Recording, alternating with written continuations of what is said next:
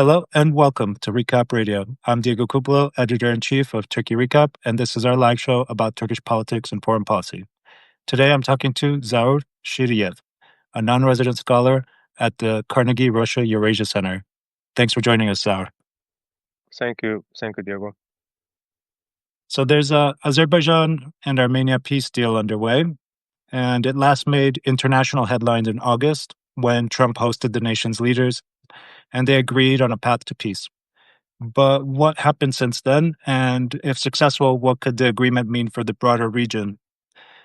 In this podcast, we'll cover Baku-Yerevan negotiations and their implications for Turkey, the Zangezur corridor, and also the Organization of Turkic States, which, by the way, is holding a summit today in Azerbaijan and stands to benefit from a new trade route linking Central Asia and Europe. We aim to talk about 40 minutes, and we welcome questions from the live audience. That said, Zaur, in their Oval Office meeting in August, Azerbaijan President Ilham Aliyev and Armenian Prime Minister Nikol Pashinyan signed a 17-point peace plan, and they only put their initials on it, from what I understand. What's that mean, and what's the current state of peace talks?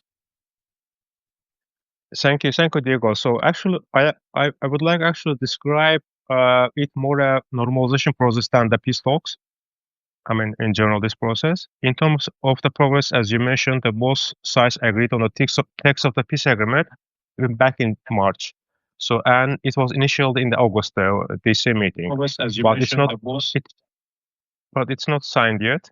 And that's an important step forward, not just because the document itself, but also the transparency of it brings.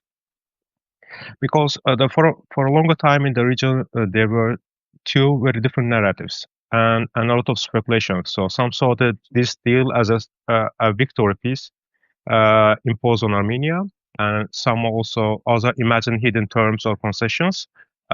So this actually narrative fooled mistrust on the both sides.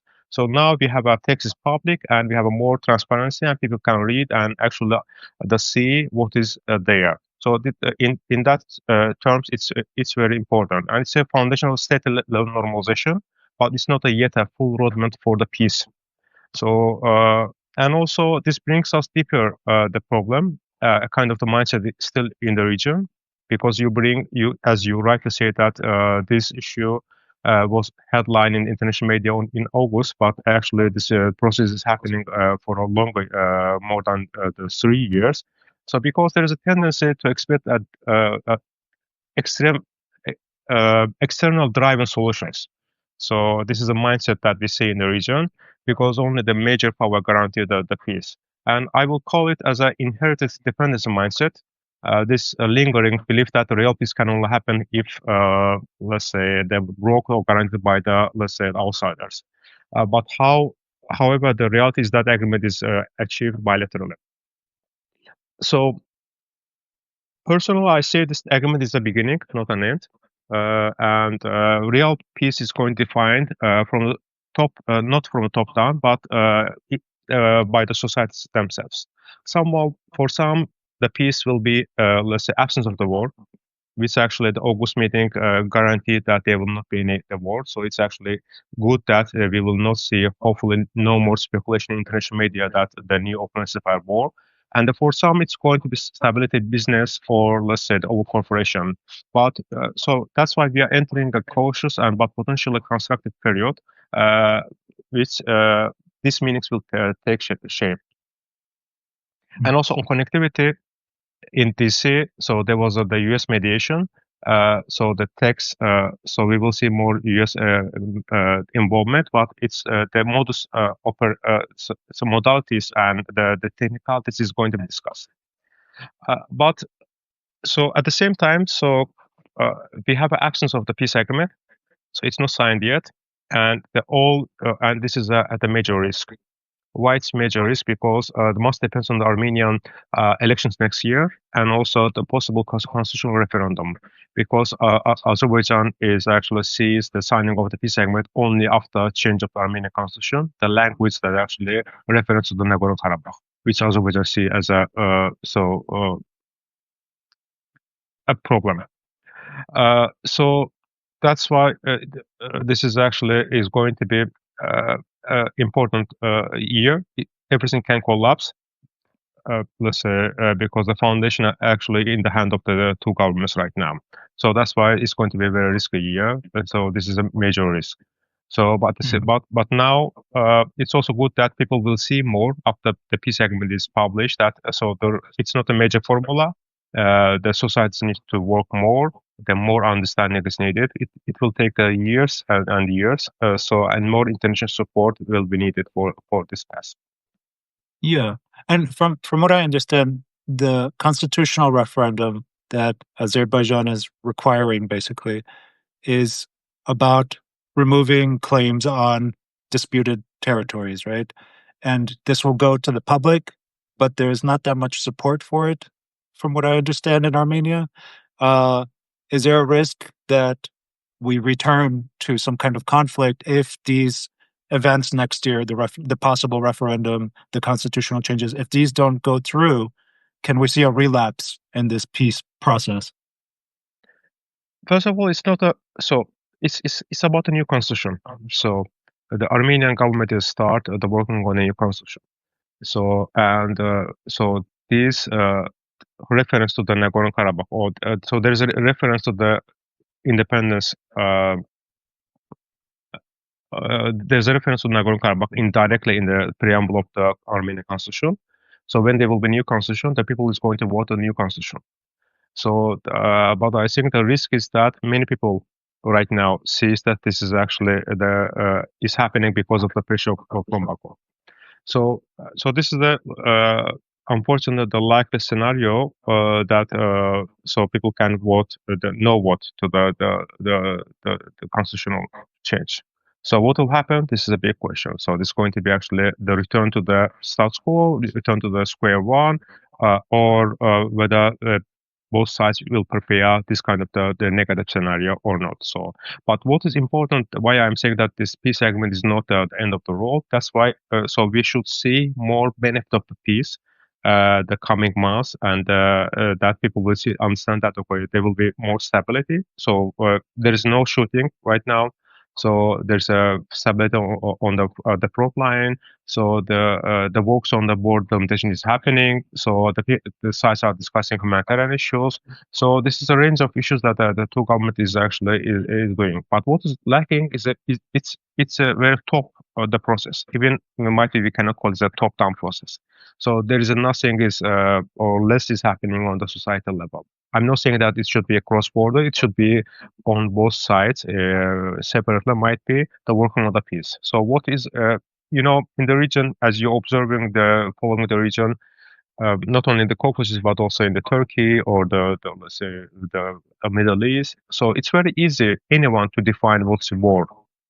So because it's consequence, it's very hard to define the peace. So when you say the peace in the region right now, if you go in Baku or in Yerevan, people will say that what peace means. So it's not defined. It's sometimes certain the terminology. So that's why there is need of support.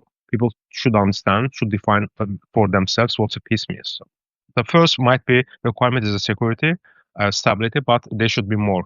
There should be more tangible benefit for the people. So if there will be this in the coming next 6-8 months, might be people understanding about this. The next referendum in Armenia will be different. So. Mhm. Mhm. Yeah, and there's no third party, correct? If I understood it right. No. Direct. Since September 2023, when Azerbaijan after Azerbaijan military operation in the remaining part of Karabakh, so the both sides actually turned to their talks to the bilateral level talks. So between their foreign ministers and other respective the government officials. So it's a purely bilateral process. But in the beginning of the process, so when the peace process, actually the working on the text of the peace agreement started right after Russian invasion of the Ukraine. So at that time, I think we saw some kind of support from the European Union, but also United States. So, but after September 23, it's turned. fully to bilateral process. Mm-hmm. Yeah, and at the same time, we have Turkey-Armenia normalization efforts. Uh, the Turkish-Armenian border gates have been mostly closed since 1993 out of solidarity between Ankara and Baku over the disputed territories like Nagorno-Karabakh. But the war is over. Right now, the territorial disputes seem to be paused, and Turkey and Armenia are now pursuing some kind of effort to have normal relations, which includes having borders that are open to different kinds of people. Not yet, though. It seems like they're trying to make the details of how they will open these land borders. And there was a Turkish delegation that visited Armenia last month. So, how do you view Turkey's role in this overall peace process between Yerevan and Baku? And also, here in Ankara, many people argue that Baku has more sway over Ankara than Ankara has on Baku. So, who's got the power in this relationship, and how do you explain it, Turkey's role? Thank you, Diego. It's a very good question. So I think that Turkey always supported the Baku-Yerevan normalization. So it's not a mediator, but it had played two quiet but yet important roles. And I will call it the hidden contributions. So it's not might be in the media. It's a less spoken issues. The first, I think, the Turkey helped preventing a renewed war in the region after September 2023. So because so there was a lot of widespread speculation that there will be a new offensive by Azerbaijan after September, but I think that the Turkey firm but quite stance made it clear that further fighting is not going to happen. But I think that Turkey is very clearly communicated this to Baku.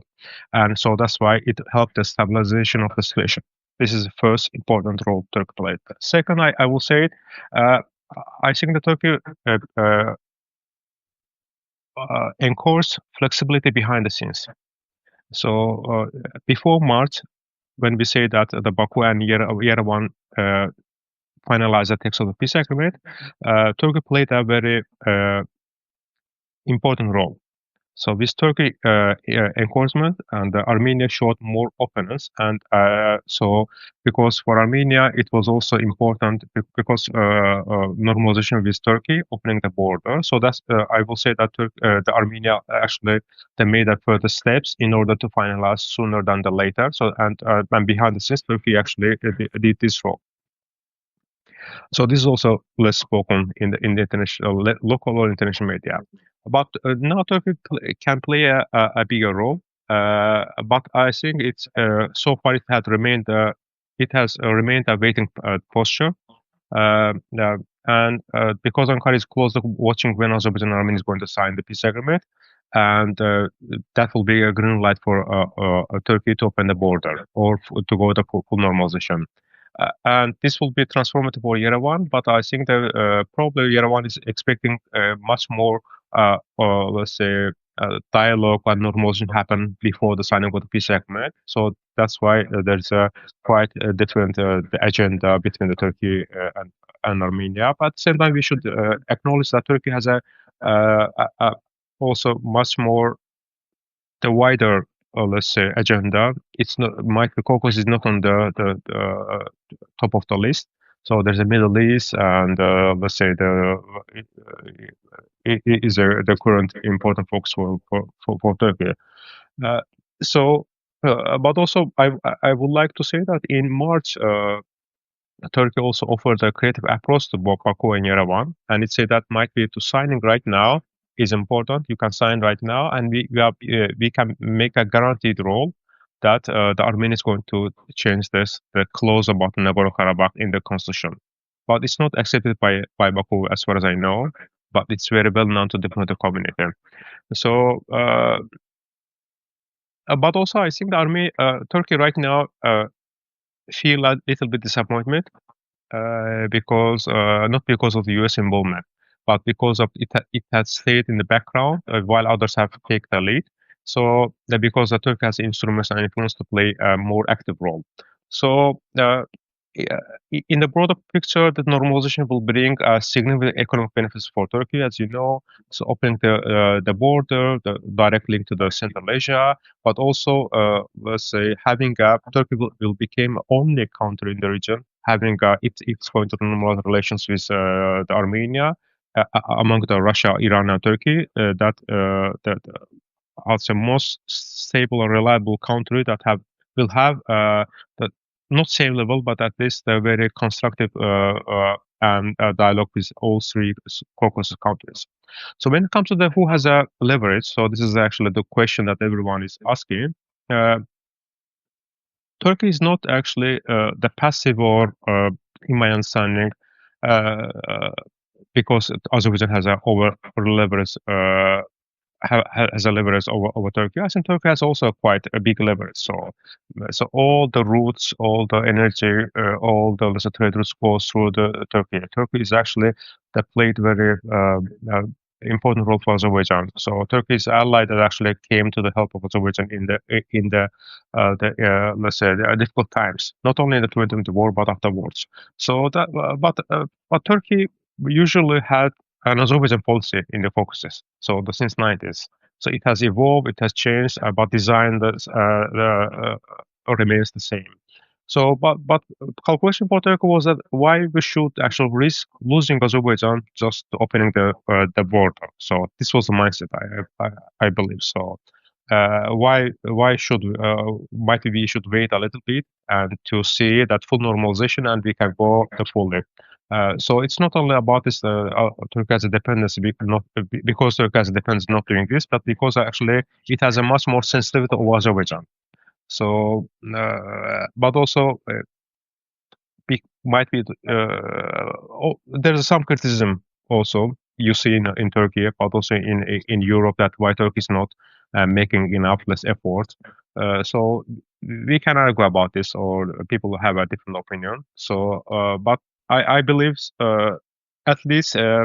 Might be not a full opening the border, but there should be much more tangible. The things should happen in Armenia and the Turkey relationship before the election in Armenia, because it's something actually will help Armenian Prime Minister Nikol Pashinyan to show its society that what he describes his society that we have a peace agenda. So one of the critical elements of peace agenda is the Turkey. Why Turkey is important? Because Armenia is trying to reduce dependence to Russia. So if you look to if anyone looked at the map, the only possibility is through Turkey. So in the crisis station, Turkey can help with alternative energy supplier. Turkey can become economic trade partner. So that's why Turkey has a lot of instruments to play to help and to reduce the Russians' spoiler role in Armenia. Mhm. Yeah. So let's talk about the Zangezur corridor, which you say is a controversial term before we made the call. Please explain that. But to give the background, the Zangezur corridor is a major part of this peace agreement, and it's about 30 to 40 kilometers. It's a transit route between basically Azerbaijan, the main part of Azerbaijan, and its exclave, Nakhchivan, which is bordering Turkey. And if this corridor is linked through southern Armenia, it could potentially see some transit from Central Asia to Turkey and then to Europe, making an alternative route called the Middle Corridor. Basically, when you're looking on the internet, it's often called the Middle Corridor. And this would circumvent Russia, which before the Ukraine war was the main transit route, right, from Asia to Europe. So, at least overland. So, what's going on with the Zangezur corridor, and why is it so central to the peace agreement? Because it seems like many players are focusing on that. It's true. So first of all, when we talk about the connectivity through Armenia, we are talking about we are really talking about reopening the transport routes that have been closed over the 30 years. And in Azerbaijan it was called also Turkic Zangezur corridor, but it has been seen as a very offensive terminology in Armenia. So especially since August 8, the Washington meeting, and so it's often called right now the Trump route. or trip, a Trump route for. So that's why sides are using different terminology. But I think I would prefer to say the connectivity is through Armenia, because it's not only the corridor. So because the connectivity is much more the broader term, it includes not only the railway connection, the highway. It could be potentially the energy route. So why it's important? Because the Nakhchivan Azerbaijan exclave, as you mentioned, it was isolated from Azerbaijan for over the 30 years. It has a much more dependent economically to Turkey, thanks to Turkish to support. But also the only connection between Azerbaijan and mainland Azerbaijan and the Nakhchivan was happened and happening through the land border, through the land route through Iran or the air. Let's say, but if it's going to happen, if the route is going to happen through Armenia Sunnik region, so it's going to be reduced the travel time. It's going to be much more reliable, the connection for Azerbaijan. Because as you know, that at the same time Azerbaijan is also expanding the route through Iran. It's called Araz Corridor. But taking into account the Azerbaijan-Iran relationship last 20 years or even more, especially in the last few years, we can say that it's often has more ups and downs.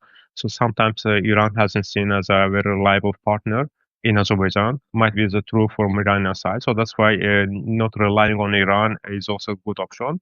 But whether it's going to be part of middle corridor or not is the good question, because I think middle corridor is right now going through this Azerbaijan, Georgia, and Turkey.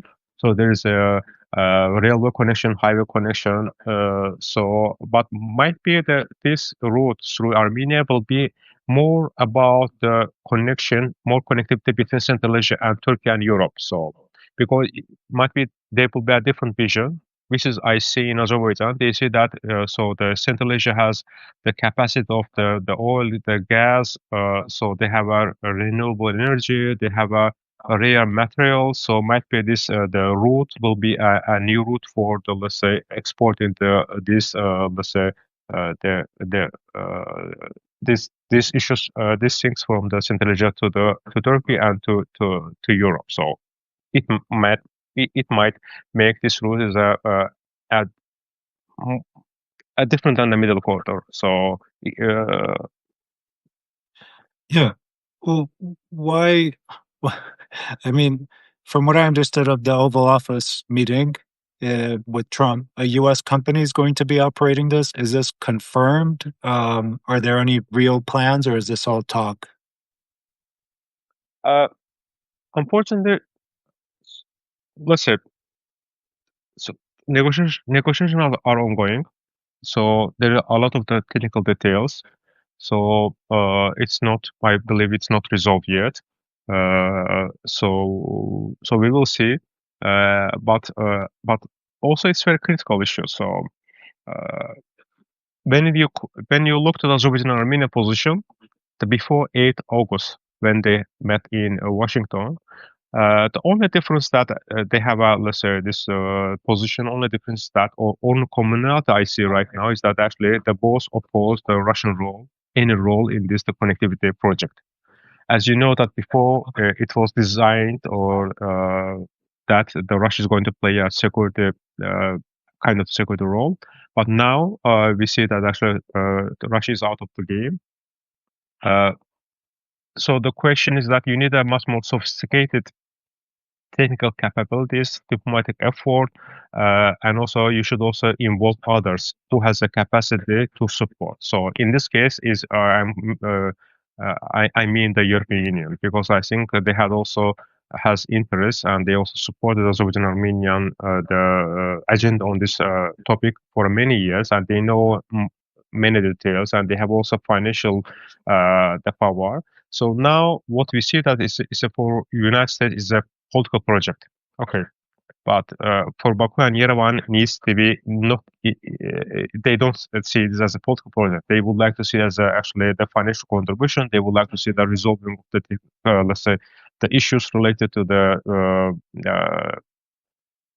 technical modalities, so how it's going to operate, so who will operate, so the most of the cross-border, how it's going to respect Azerbaijan Armenia sovereignty. So there are a lot of questions actually on the table. It's not resolved yet.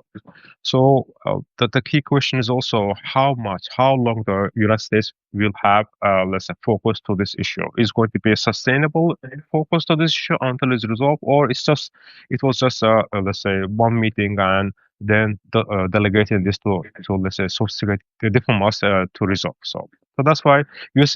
involvement is important, but also is the process is very fragile, I would say. Mm. Yeah, and this Zangezur corridor or transport corridor, whatever you want to call it, is more vital for Europe in the end. So we're talking about US influence, but in the end, the people that will benefit are most likely going to be between Europe and Asia. So how do you see European support of this corridor? And are they going to be financing it, developing it? Because there was some kind of EU funding to connect Turkey and the exclave of Azerbaijan that was recently announced just last month, I think. Yeah, I think yes. I mean, you are right.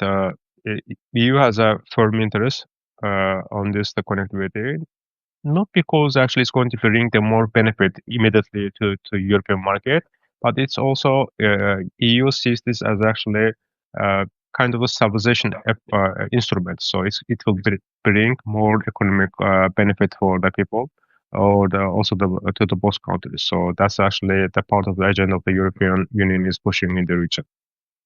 Uh, but also I think the EU has more instruments to put uh, to use, like the grants, like the technical capacity, the more understanding.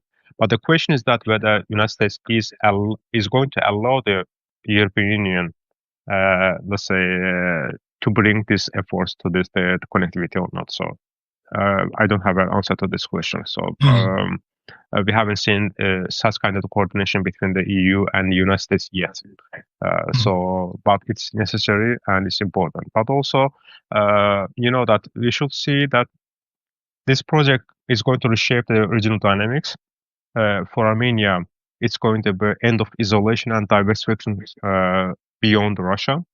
And for Azerbaijan and Turkey, it's also efficiency, integration, because it's also integration between Azerbaijan and Armenia, Azerbaijan and Turkey directly, so there's a land route, but also connectivity to Central Asia. But I think that Iran is a potential loss of influence, and also for Russia is also a potential loss of influence, because for a longer time Russia sees is a role is going to be dominant, and it's going to use this, let's say, the role in this connectivity.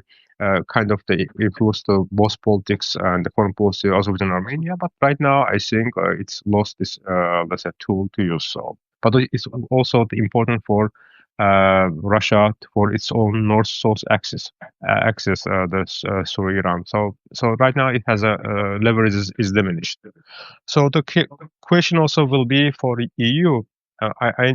We hear both also other people that actually sometimes this connectivity is seen as a kind of the, let's say, reducing the leverage to Russia or Iran. So this might be this narrow focus is also not helpful for this project. So might we need a much more broader focus that it's not only about Iran losing of Iranian influence or Russian influence. As a quick question of what will bring immediately to Azerbaijan, Armenia, or Turkey, or broader region. So. Great. Yeah. And you mentioned there's not so much clarity on the negotiations, that things aren't decided yet. And I think that in that environment where you don't have so much clear information, that's when we get the most conspiracies. So I'd like to address some topics that are being discussed here in Ankara, and maybe you can clarify. But, Azerbaijan and Israel have a relationship. Azerbaijan exports oil to Israel, right, through Turkey. And here in Ankara, it's pretty normal to say that Israel supports Azerbaijan against Iran, and that the trade corridor is meant to contain Iran as well, and give Azerbaijan bigger strength in the region. And basically, it's another way for Israel to contain Iranian influence in the South Caucasus. What do you make of that talk? Is the Azerbaijan-Israel relation so strong, and does it have policy agenda? That's a good question. So it's not only Azerbaijan oil, so it's also Kazakh oil. It's actually exported to Israel. So sometimes, okay, might be the in percentage Azerbaijan is bigger than is Kazakh, but also both Kazakh and Azerbaijan oil. So I think the Azerbaijan simplest way to describe the Azerbaijan relationship with Israel is that Israel is a strategic partner and ally right after Turkey. So this cooperation is spans from defense, intelligence, cybersecurity, and energy. But also, for Azerbaijan, Israel traditionally played an important bridge to the United States. Its advocacy networks in Washington have long helped keeping the region on the U.S. radar.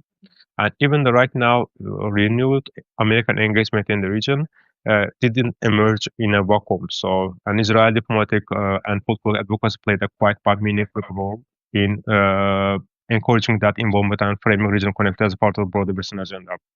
So that's why there's the Israel the role. But I think that on Iran, I wouldn't say that Azerbaijan and Israel has an identical position. Azerbaijan's situation is much more complex. It shares a long border with the Iran, and major shift directly affect its own security. So Baku's alignment is less about the joining anti-Iran campaign, more about the maintaining Western attention and balancing regional process. But also, when tensions have risen between Azerbaijan and Iran, it wasn't the Israel came to the help to Azerbaijan. It was the Turkey. So, especially after 2020, the war, there were two major drills by Iran in Azerbaijan border. It was at that time that Turkey actually came and showed solidarity and actually played a deterrence role, not Israel. So, uh, but but also the question is right now. Azerbaijan-Israel partnership was strongest in the conflict time. So now we are actually the region is moving towards normalization, and the dynamics is evolving. And also Azerbaijan dependence to Israel on the defense procurement is lessening because there will be more or less opening. Even the UK, less United States, and other Western governments is actually lifting the embargo to Azerbaijan and Armenia because there was a, let's say, kind of the diplomatic kind of the embargo that they never sell the offensive weaponry to Azerbaijan and Armenia. So that's why it's a diversification is the defense problem.